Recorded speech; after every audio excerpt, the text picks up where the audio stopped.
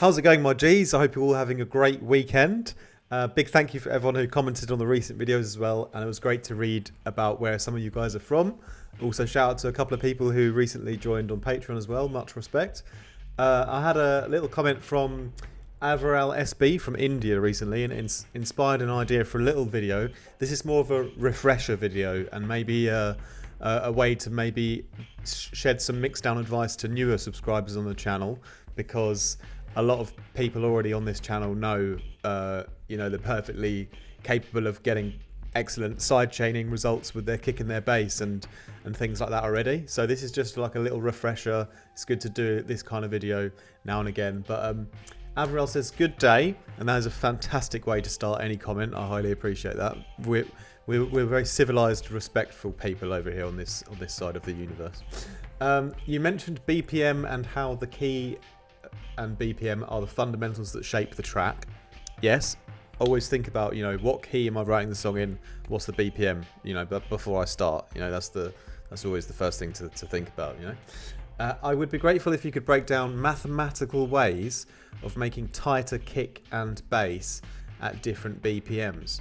Thanks in advance. Much love and respect from India. So great to have someone from India on the channel. That's really exciting, because I would love to go to India. I've travelled a lot in my life. It's one of the, if I get any spare money that I can spend on something, I'll tend to just go travelling, because I think it's the best way to experience life, is to see other cultures. And India's like right up in there on my bucket list, but I haven't made it over there yet. Anyway, yeah, when you say mathematical, I have to instantly raise a red flag, because I hate maths because it's boring. No, obviously there are interesting things you can learn in music production that are very mathematical and scientific, of course. But when it comes to kick and bass relationship, and particularly when we talk about sidechaining, I always find myself focusing on just using my ears to find that perfect balance. And there are ways you can mathematically figure out, how long your sidechain should be. If there's latency, how many milliseconds before the fact you should have your kick sidechain triggering. There's loads of mathematical things that can help you get a more accurate result. But there's a grace period when you're trying to balance your kick and your snare. There's a grace period where you're trying to balance your kick sidechain with your bass, and there's a sort of, there's an area where you could really use your own personal preference in the way that it sounds to dictate, how much you're going to sidechain it.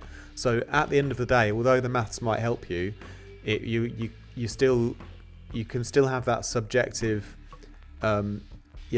opinion of your ears.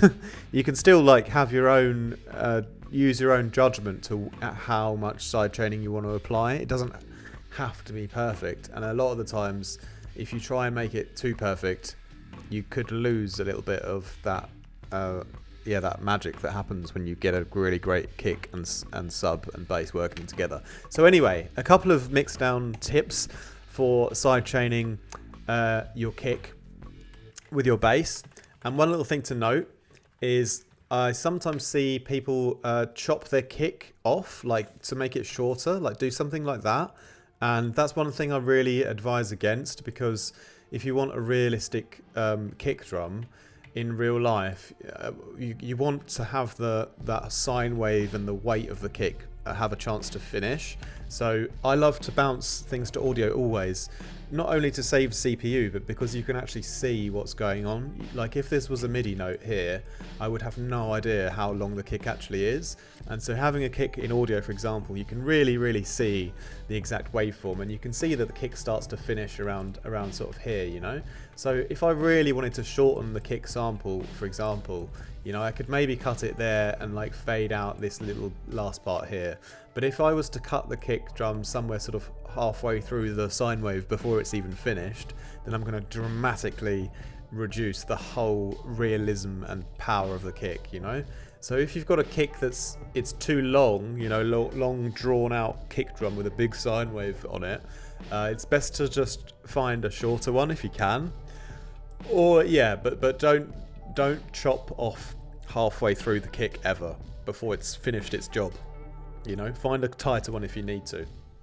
And you can also use a little bit of transient shaping taking the sustain down a bit to slightly kind of, you know, fade the end part out so it finishes a little bit tighter. But yeah, you will always get a terrible result if you cut off the sine wave before it's finished its job. You've got to let it do its, you know, do its round. So that's just one thing to note. So, you know, the length of your kick, you can adjust it, but don't mess with it so much that you ruin the whole shape of it. Same thing would apply to a snare, but we're focusing only really on the kick for this little tutorial. And so here I've got a little beat, which kind of just sounds like this.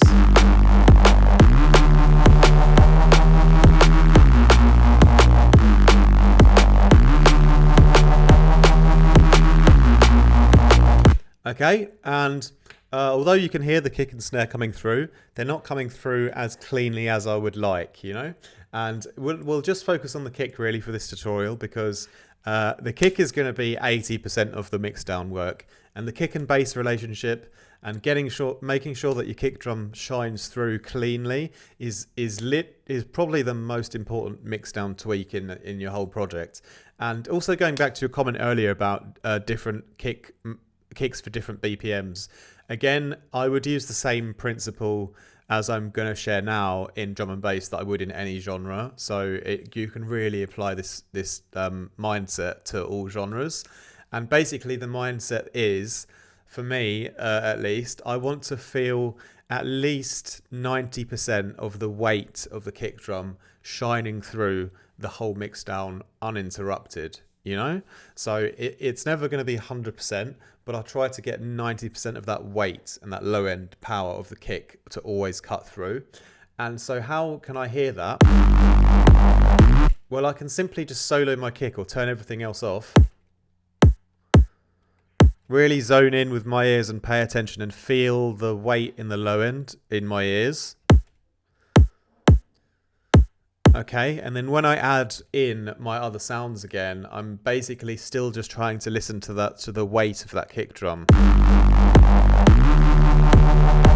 And I try to figure out sort of a percentage in my head of how much of that weight I can still hear. And I would say with the Reese and the sub added in, I've sort of lost about 50% of the weight. I've sort of lost at least half of it, I would say, because of the masking between the Reese and the bass and the kick now, you know? So that's where obviously I'm going to have to sidechain it. But again, I'm going to try and get up to that point where I can hear like 90% of the weight of the kick. Because if I go to 100% like clarity, then I would probably have lost a bit too much of the bass and the other sounds. I would probably have ended up taking out a bit too much. But that between that 90% and 100% kind of, you know, perfection, that's really up where you have the decision for your particular kind of track on like how much of a crossover you want of your low end of your sub and your bass with your kick, because you can have always a little bit of crossover, but my goal is just to get like at least 90% of the weight of the kick to shine through always, you know? So simply I would start with just side chaining one of the sounds, and obviously we're just focusing on a Reese, like a mid bass and a sub here, but this obviously applies to everything in your mix. So anything else that's getting in the way of the kick, same rules will still apply, you know, especially in drum and bass. You really never want that kick to be like not coming through properly. So with the sub, it's not actually super conflicting a lot with the sub. I would say I'm sort of getting at least 70 or 80% of that weight coming through already. So I know that the main conflict area is actually with my Reese. But I'm still going to clean things up a little bit with the sub. And here is where you can really use any sidechaining technique that you're comfortable with, as long as you get that result. You know, the result is the only thing that matters, which is getting that 90% of the weight of that kick to shine through. So how you get there is really irrelevant. Doesn't matter what software, what DAW you're using, what sidechain tool, doesn't really matter.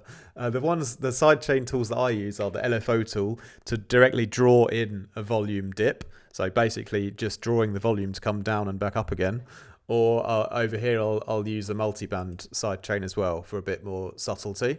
But for the sub, I'm only really going to bother with the volume because it's in just one frequency range anyway. So it's either kind of on or off anyway, you know. So the first LFO, tool, I'm just going to do, yeah, quite a nice big long one, and then I'm just mixing the volume here.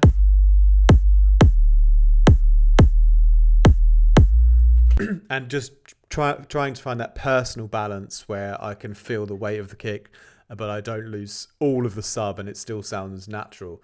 I can also, there's no problem going over with another sidechain, and here I can do a different shape, different length. So here I've got a really longer one, like for the sort of the end part of the kick, and I'll use a more subtle volume amount here, like a lot less, because obviously 100%, you know, I've got this very obvious sidechain pumping effect, which I don't always want. You know, if my preference is for it to be seamless.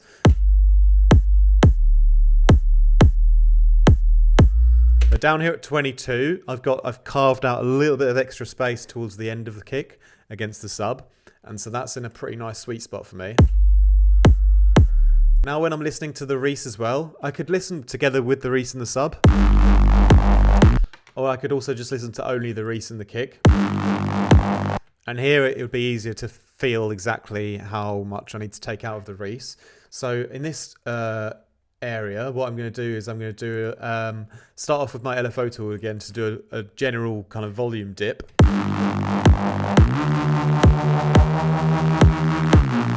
But I'm going quite subtle on that because the Reese has a full range of frequencies, you know, all the way to the high end.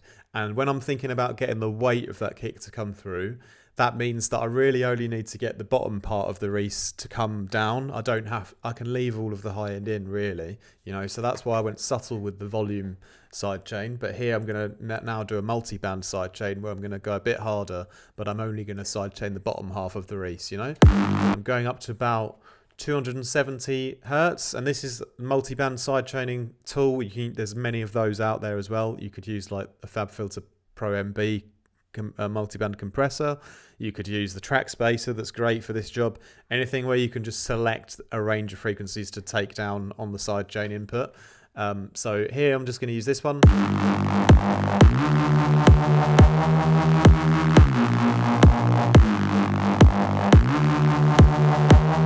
Okay, so I'm doing a bit of best of both worlds. Got a little volume sidechain and a little dynamic one. But again, I'm just trying to get the weight of that kick to come through, like at least 90% of it. And muting it again. Can I hear all that weight? I actually feel like I lose a little bit of the weight, more of the weight than I actually. I think it's masking still too much of the kick, you know. So I'm going to do another one here.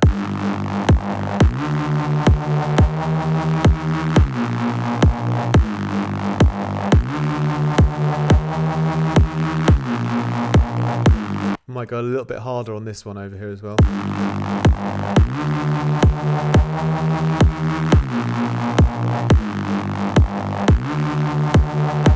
Okay, I've got a little bit of a tighter balance there. And again, here's where I'm getting quite technical, and you know, it doesn't have to be mathematically perfect, you know.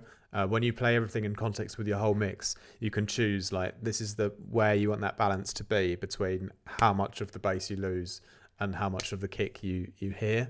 But yeah, I always try to get at least 90%, as I mentioned 100 times already, of the kick's clarity to come through, and then I'm pretty happy at that point, you know. So sub and Reese and kick together.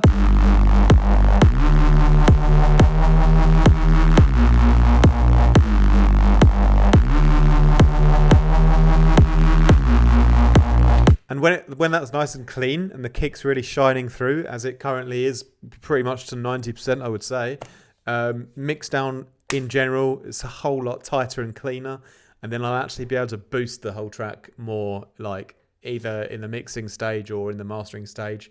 I've cleaned out so much room that I can boost everything up, and then I'll actually get even more power in the low end afterwards. Because I've cleaned it so well first, I'm able to push it more, you know. So that's the goal, really. The snare, we can add that in as well quickly. And all I've done for the snare is the same thing with a little sidechain, but I've gone very, very subtle with the sub. It was sort of conflicting a tiny bit with the sub, but often it won't. So often you don't even need to sidechain the snare with the sub. It's not always that important. And the same thing with the with the Reese, the mid bass, I've done a little sidechain just with the volume here, nice little quick one.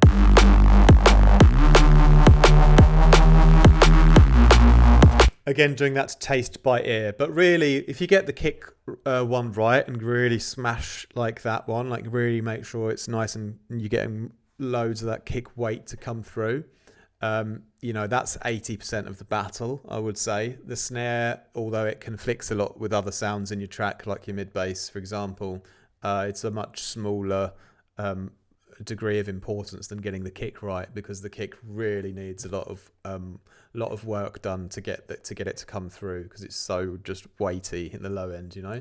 So yeah, that's the thing with the kick. And again, you can always like shorten the kick. If you shorten the kick a little bit with the transient shaper, obviously you're giving yourself a little bit more room as well for the bass. I could maybe go down to 20%, but I really don't want to lose that actual like real sine wave part to the kick. So I still want to maintain like a good level of low end, a good length to the kick. Make sure it finishes properly without cutting too short, so it finishes its cycle, you know. And same with the snare. Again, I can sort of tighten that up a bit if I want.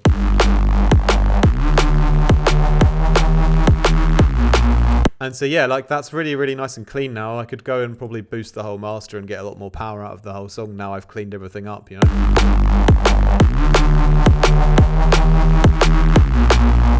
So yeah, like I haven't even tried to push it to the max, but I've gained it up 1.5 dB like straight away, and it sounds great. So yeah, that's just a little sort of recap video today on some of the basics, the fundamentals with the kick and bass relationship.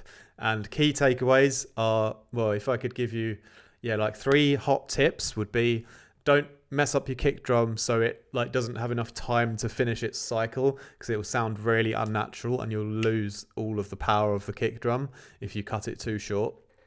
I just want to get it like tight and short enough, but not so much that you lose the actual, that you don't let it finish its cycle, you know. Second hot tip is feel the weight of the low end of the kick and put all of your other elements back on again, sub bass, mid bass, and any other thing in your track, and listen to the weight of that kick and feel how much of it you've lost. And for me personally, I try to get like 90% of the kick weight to like always shine through, but that's always down to you at the end of the day, how tight you want your mix to be and how clear you want your kick drum to be. But yeah, I would recommend looking to try and get at least 90% of that weight to like still cut through. And yeah, third tip. What was the third tip? I mean, those two are really the most important ones. I could think of a bunch of other tips, but yeah, I guess the third thing would be, don't obsess over the maths too much, or which sidechain tool you use, or getting it like 100% perfect. Use your ears at the end of the day and figure out what you're aiming for, like what your result is for your track. And as long as you get that result, it doesn't really matter how you got there. But what I will say is that from a lot of the students that I have taught, and if anyone would like production lessons, those are always available on my website. Wink, wink. For a lot of people who do come to me and they have mix down issues, it's more than half of the time the kick drum has not been sidechained properly. And for that reason, you can sometimes spend a bit more time training your ear for getting that sidechain perfect. And yeah, when I say perfect, again, I mean, 90% perfect, but sometimes I'll hear tracks that you've really lost half of the kick drum by everything else that's in the way of it. And then it's just really difficult to get a powerful mix down if you've done that, if you've masked the kick drum too much with the other elements, And sometimes it's the case where you can use more than one sidechain plugin, like you might I'll sometimes stack them on top of each other and keep refining my kick and bass relationship over time until it's really, really where I want it. So it's not always like one and you're done thing, like EQing as well. Sometimes you have to keep going over it. Just use your ears at the end of the day. Mathematical tools can be great, but you have to be the one who makes the final decisions because you're the daddy. All right. Much love, my G's. Take care. More from me soon. See you guys.